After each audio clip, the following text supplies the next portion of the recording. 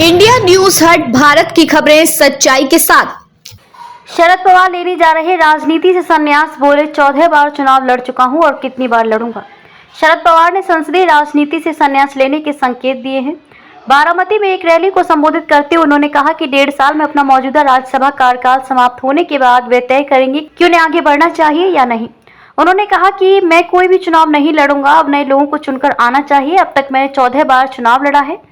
महाराष्ट्र की राजनीति से जुड़ी बड़ी खबर सामने आ रही है। एनसीपी-एसपी के प्रमुख शरद पवार ने संकेत दिए हैं कि वे अब कोई चुनाव नहीं लड़ेंगे।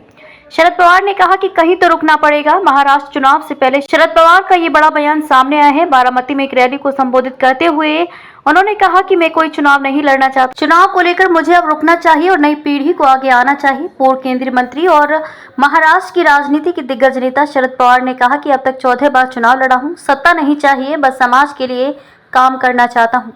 नई पीढ़ी को सामने लाना होगा। शरद पवार ने रैली में कहा कि मैं सत्ता में नहीं हूं, राज्यसभा में जरूर हूं।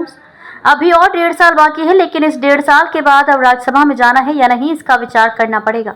मैं लोकसभा तो नहीं लड़ूंगा, कोई भी इलेक्शन नहीं लड़ूंगा। कितनी बार चुनाव लड़ेंगे? अब तक 14 बार लड़ चुका हूं और आप लोगों ने एक बार भी मुझे घर नहीं भेजा।